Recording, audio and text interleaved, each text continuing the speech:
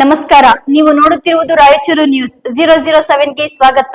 5.55 ಕೋಟಿ ರಸ್ತೆ ಕಾಮಗಾರಿಗೆ ವಿಳಂಬಕ್ಕೆ ಆಕ್ರೋಶ, ಗುತ್ತೇದಾರರು ಅಧಿಕಾರಿಗಳ ವಿರುದ್ಧ ಕ್ರಮಕ್ಕೆ ಒತ್ತಾಯ.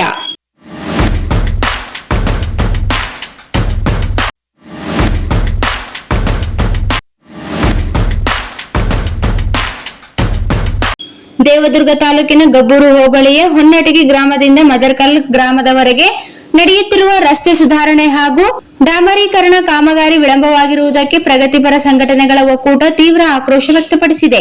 ನಗರದ ಪತ್ರಿಕಾ ಭವನದಲ್ಲಿ ಸುದ್ದಿಗೋಷ್ಠಿಯಲ್ಲಿ ನಡೆಸಿ ಮಾತನಾಡಿದ ಶಾಂತಕುಮಾರ್ ಹೊನ್ನಟಗಿ ಅಧ್ಯಕ್ಷರು, ಸುಮಾರು 3.5 ಕಿಲೋಮೀಟರ್ ರಸ್ತೆ ಅಭಿವೃದ್ಧಿಗಾಗಿ ಸರ್ಕಾರದಿಂದ 5,55 ಲಕ್ಷಕ್ಕೂ ಅಧಿಕ ಅನುದಾನ ಮಂಜೂರಾಗಿದ್ದರೂ 1 ವರ್ಷ ಕಳೆದರೂ ಕಾಮಗಾರಿ ಪೂರ್ಣಗೊಳ್ಳದೆ ಇರುವುದನ್ನು ಖಂಡಿಸಿದರು.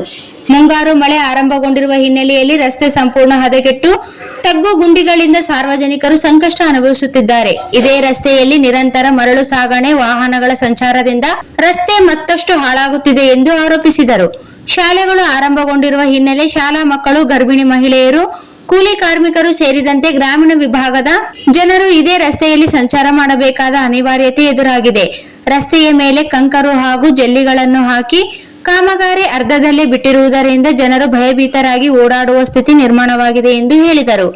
ಲೋಕೋಪಯೋಗಿ ಇಲಾಖೆ ರಾಯಚೂರು ವಿಭಾಗದಿಂದ 31/5/2025 ಮೆಕೋ ಕನ್ಸ್ಟ್ರಕ್ಷನ್ ಪ್ರೈವೇಟ್ ಲಿಮಿಟೆಡ್ ಸಂಸ್ಥೆಗಳ ಕಾಮಗಾರಿ ಆರಂಭಿಸಲು ಕಾರ್ಯಾದೇಶ ನೀಡಲಾಗಿತ್ತು.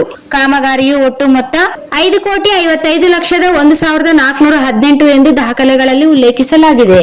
ಕಳೆದರೂ ಕೂಡ ಪೂರ್ಣಗೊಂಡಿಲ್ಲ. ನಾವು ಇವತ್ತು ಪತ್ರಿಕೆ ಒಂದು ಗೋಷ್ಠಿ ಮಾಡುವ ಉದ್ದೇಶ ಇಷ್ಟೇ. ಮುಂದೆ ಶಾಲೆಗಳು ಪ್ರಾರಂಭ ಆಗ್ತವೆ ಮತ್ತು ಮಳೆಗಾಲ ಪ್ರಾರಂಭ ಆಗ್ತದೆ.